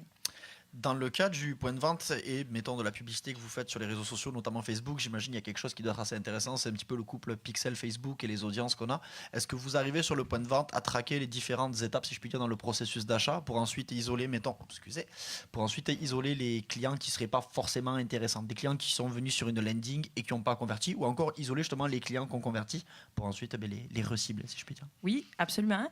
Là, on travaille d'ailleurs sur un gros CRM présentement pour faire le tri dans tout ça, puis catégoriser aussi pour qu'on arrive à avoir des meilleures solutions, avoir des courriels automatisés. Mais pour revenir à ce que tu dis, il y a un bon tracking qui se fait, c'est certain. Nous, il y a du reciblage aussi qui se fait. Donc, on en fait de plus en plus des landing pages parce qu'on voit que c'est quelque chose qui fonctionne très bien pour des campagnes très précises, qu'on vise certaines personnes en particulier. Il y en a qui vont y aller, ils vont faire aucune action, ils vont fermer la fenêtre, puis ça va être ça. Mais nous, après ça, on est en mesure de les recibler avec du AdWords, par exemple, ou sur Facebook aussi. Donc, tu sais, faut pas en échapper, il faut que la roue tourne, puis qu'on soit capable de tracer tous ces gens-là, puis d'après ça, tirer un constat, puis que ce soit pas les mêmes personnes aussi. Ceux qui ont pris action, ben, qu'on les recible pas, parce que c'est là que ça devient intrusif aussi, Voilà, que ça devient too much. Fait que oui, tout ça est pris en compte, puis qu'il y ait vraiment une chaîne, une boucle qui soit faite. Là. Je vais continuer sur le côté communication puis sur le côté contenu, car c'est quelque chose qu'on n'a pas tant abordé en fait durant le panel, et pourtant c'est quelque chose qui est prépondérant, on s'entend. Moi je me spécialise sur Instagram, donc je sais qu'il y a 495 millions de contenus qui sont publiés chaque jour sur Instagram. Donc le concept pour vous, c'est d'arriver un petit peu à vous distinguer de tous les contenus qu'on trouve dans tous les réseaux sociaux, dans tous les contextes d'utilisation. Il y a beaucoup de paramètres, j'imagine, qui rentrent en ligne de compte pour délivrer le bon message, donc le bon contenu au bon moment à la bonne personne. Selon toi, c'est quoi les petits quick wins qu'on peut avoir? Tu parlais par exemple de vidéos, on voit beaucoup de vidéos en 9/16 maintenant. Est-ce que ça c'est quelque chose sur lequel faut se concentrer par exemple? On y travaille. Il y a beaucoup de choses. C'est sûr, il y a beaucoup de clients, il y a beaucoup de demandes. Nous, c'est d'avoir un calendrier, je pense, qui est très précis, de savoir, puis de se mettre en contexte dans le sens où, OK, j'ai telle période de l'année qui est une grosse période de mise en vente de billets de festivals, donc des festivals à ce moment-là. OK, bon, ben j'ai telle publication qui s'en vient, telle pub sponsorisée. Ça revient un peu à ce que je disais tantôt aussi. Pas tanner les gens avec les mêmes infolettes, le même contenu sur les médias sociaux. J'essaie de varier le plus possible. C'est sûr qu'on a une grande portion d'événements aussi dans le monde de la musique, mais on n'a pas que ça. Donc, d'essayer d'avoir un contenu varié, qui est le fun, qui est dynamique. Les publicités en story, c'est quelque chose qui fonctionne bien. Moi, je veux le pousser le plus possible parce que c'est le fun, c'est un contenu qui est dynamique. C'est immersif. Oui, vraiment. Puis les gens ont une belle réaction à ça. C'est quelque chose qu'on va développer dans le futur aussi. Faut encore aussi que les organisateurs prennent le temps. On peut les conseiller. On offre aussi un service de vidéo, mais c'est ça, c'est de le prendre le temps et de dire hey, voici ce que je te propose. Hey, serais-tu intéressé? C'est sûr que je ne proposerai pas nécessairement ça à, je reprends le souper spaghetti, à quelqu'un qui c'est son premier événement, qui ne sait pas trop. Je vais proposer plus, je vais tester, je vais faire des affaires de base. Mais on en parle un peu hier, mais avec le Club Soda, Crime, on aurait le goût de pousser la créativité puis pousser l'audace pour arriver à faire quelque chose de bien intéressant, bien cool, puis qui soit au goût du jour. Oui, puis encore là, une fois, là, on couvre le volet promotionnel, mais j'imagine que votre ligne éditoriale, quand vous travaillez avec un client, n'est pas 100% basée justement sur le côté promotionnel. Il y a vraiment un côté plus ludique, un côté plus fun. Comment vous faites pour justement alterner entre les différents types de contenus pour justement accompagner le client dans son processus d'achat? C'est certain que Instagram, moi, je le vois un peu plus ludique, un peu plus le fun. Pour l'instant, on est beaucoup concentré sur infolettes, Facebook, articles de blog. Je te dirais, Instagram, on le pousse un peu, mais c'est un peu moins populaire. Faut vraiment mentionner la pertinence de ça. C'est quand même plus récent comme réseau social aussi. Mais en tout cas, nous, dans nos stories, pour l'instant, là, c'est ça. Moi, il y a des clients qui m'envoient ils nous taguent. Moi, ça va me faire plaisir de le partager en story. Puis je pense que c'est un bon médium pour mettre le côté un petit peu plus humain de l'entreprise, un peu plus funky, un peu plus humoristique. On va mettre des niaiseries, des fois, puis c'est bien correct. Mais sur Facebook, par exemple, je vais peut-être proposer un autre type de ligne pour le client. Malgré tout, si ça s'y prête bien, si c'est dans l'esprit de l'entreprise ou du spectacle, ben pourquoi pas? Moi, si ça respecte la ligne, si ça fait du sens dans son ensemble, moi, je suis bien ouverte à mettre un contenu qu'on n'est pas nécessairement habitué de voir sur Facebook ou sur une autre plateforme ou une vidéo bien funky dans une infolette ou mettre une petite surprise, un Easter egg à quelque part. Fait que, non, j'aime bien ça. En fait, il faut que le tout soit cohérent, en fait, c'est ça. Il faut que ce soit cohérent, exact. Okay, c'est très intéressant.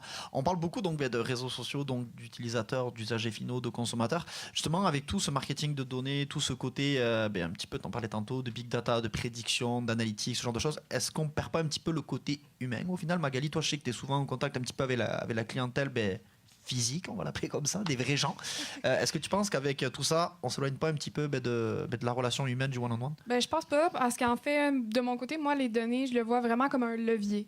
Okay. Donc, c'est d'appuyer mes stratégies puis de s'assurer de mieux comprendre plus rapidement peut-être des tendances virales ou des trucs que j'avais peut-être pas vus, effectivement, puis que les données me donnent un avantage rapidement.